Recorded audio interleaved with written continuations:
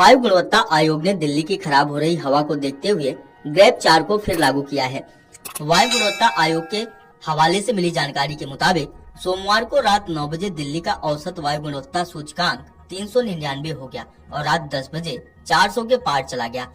प्रतिकूल मौसमी परिस्थितियों और शांत हवा की स्थिति के कारण दिल्ली के वायु गुणवत्ता सूचकांक में हुई तेजी से वृद्धि को देखते हुए ग्रेप पर वायु गुणवत्ता आयोग की उप समिति ने एक आपातकालीन बैठक बुलाई।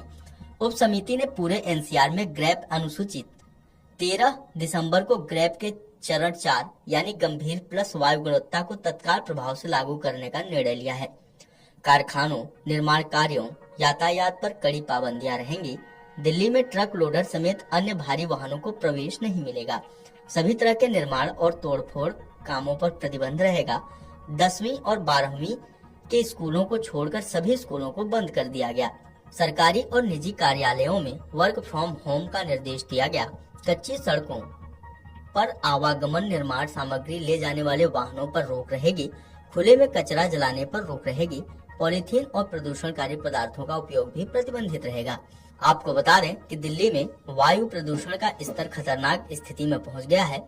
सोमवार रात 9 बजे दिल्ली का औसत वायु गुणवत्ता सूचकांक 399 दर्ज किया गया, जो 10 बजे 400 का आंकड़ा पार कर गया। खराब मौसमी परिस्थितियों और हवा की बिल्कुल शांत स्थिति के कारण प्रदूषण तेजी से बढ़ा है।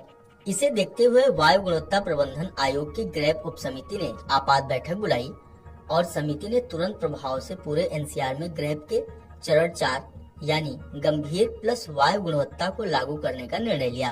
आपको बता दें कि शहर के 37 निगरानी स्टेशनों में से 25 से अधिक स्टेशनों पर वायु गुणवत्ता सूचकांक 400 के पार दर्ज किया गया है। दिल्ली और एनसीआर के ग्रेप स्टेज 4 के तहत वायु प्रदूषण के खतरनाक स्तर को देखते हुए कक्षाओं पर भी दिशा निर्देश जारी किए गए हैं। दिल्ली, गुरुग्राम, फरीदाबाद, गाजियाबाद और नोएडा में कई कक्षाओं की पढ़ाई अब हाइब्रिड मोड में संचालित करने को कहा गया है। हाइब्रिड मोड का मतलब है कि छात्र फिजिकल या ऑनलाइन मोड दोनों विकल्पों का उपयोग कर सकते हैं।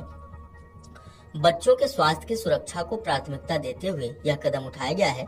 वायु प्रदूषण के कारण स्कूलों में फिजिकल उपस्थिति की बाध्यता खत्म कर ऑनलाइन विकल्प भी दिया गया है। सरकार ने सभी स्कूलों को निर्देश दिया है कि वे इस फैसले का पालन करें। इससे पहले सोमवार को दोपहर में ग्रेप 3 लागू किया गया था, जिसमें प्रदूषण को कम करने के उद्देश्य से विभिन्न प्रतिबंध और प्रतिबंधित किए गए थे, जबकि गैर जरूरी निर्माण और विध्वंस गतिविधियों पर पूर्ण प्रतिबंध किया गया था। शहर में वाहन चालकों को भी एक बार फिर ध्यान रखना होगा। पेट्रोल से चलने वाले वाहन जो BS4 मानदंडों को पूरा नहीं करते हैं, उन्हें राष्ट्रीय राजधानी क्षेत्र या एनसीआर में प्रवेश करने से प्रतिबंधित कर दिया गया था। एनसीआर में दिल्ली, गुरुग्राम, गाजियाबाद, फरीदाबाद और गौतम बुद्ध नगर शामिल है। वाहनों से निकलने वाला उत्सर्जन, विशेष रूप से वे जो एक निश्चित आयु सीमा से ज्यादा पुराने हैं या समग्र वायु गुणवत्ता स्तरों पर प्रमुख योगदानकर्ताओं में से एक पाए जाते हैं। आपको बता दें कि दिल्ली के आसपास के इलाकों में AQI सर्दियों के महीनों में चरम पर होता है और आमतौर पर पूरे साल खराब श्रेणी में रहता है। यह तब होता है जब PM 2.5 का स्तर 200 से 300 के बीच होता है।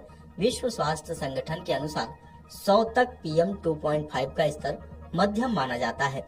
150 से 200 के बीच अस्वस्थ माना जाता है और सभी के लिए अलग अलग नतीजे होते हैं।